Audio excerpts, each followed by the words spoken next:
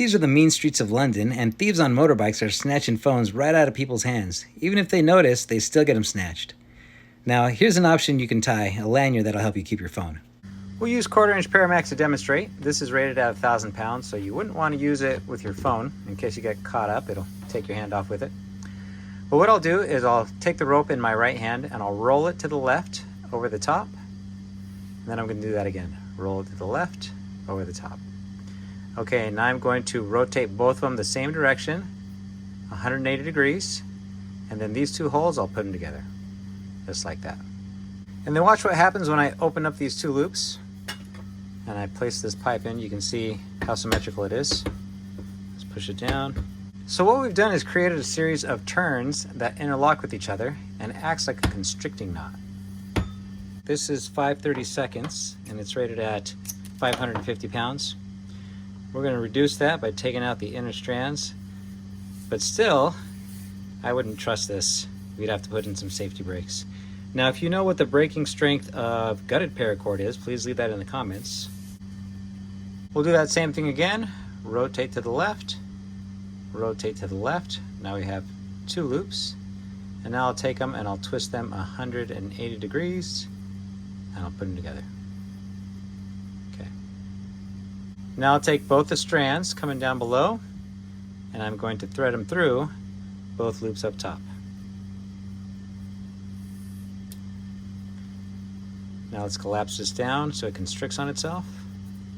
And so this little knot will hold the tension. You can see when I try to pull the strands through, you can see that it likes to stay fast. All right, so let's cinch this down so our loops are about the size of our phone.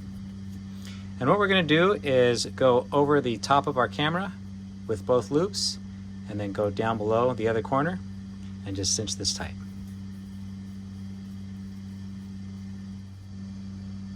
It does block some of your screen, but it does give you a solid tether. Now, what to do with the other side of our cord? This is where you get a Hawken hook. If you'd like to support my channel, you can pick a set of these up. It comes with 2 Hawken hooks threaded each direction, a fire card, and different pieces of cord for you to sheath it with. And these are on sale right now for the rest of September. These are made from stainless spring steel. It's the same steel you find on a carabiner gate. Now, which color should we pick? This camo? I knew you would say that. So what I'll do is I'll melt this end closed. With this side sealed up, let's thread it on.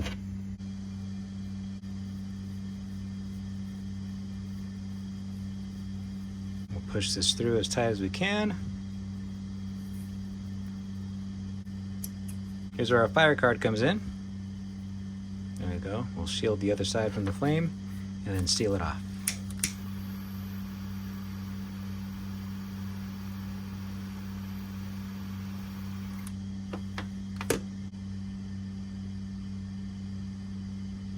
With my diamond knot tied in, I'll place it right into the coil. There we go. And now this will hook on to my belt loop. Since this has opposing tines, it'll slip in, and it's not likely to come undone unless you intentionally take it off.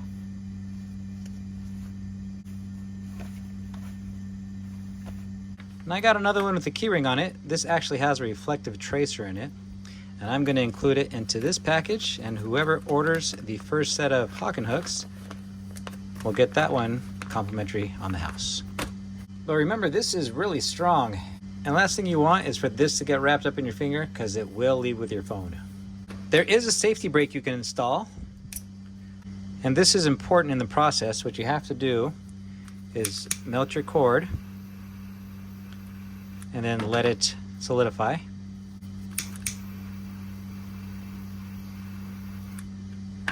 If I were to fuse these together after they were freshly cut and still molten, they would have the strongest fuse that you can get. Once you melt them and then try to remelt them and fuse them, it's a weaker bond. I'm not sure why that works, but I just know that from all the years of working with paracord. And then stick them together. Okay, now we have a safety brake in our paracord, and when we yank it apart, it's still pretty solid, but if we really give it a try, there we go. Now this stuff is some of my favorite cord. It's micro 90. I'm going to pull out an arm's length. And micro 90 is basically little baby paracord. It breaks at 90 pounds, and if you look deep inside of here, you can find the little strand. There it is. It has a single strand, and it's even thinner than what you find in gutted paracord. Roll to the left, roll to the left, and then rotate 180 degrees. There we go. Okay, now both strands, I'm going to feed them through the 2 loops we have up top. There we go.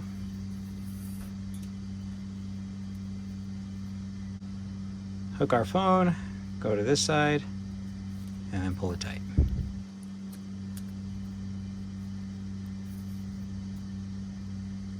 This is smaller and more compact, but it's not going to break, at least not if it gets caught up.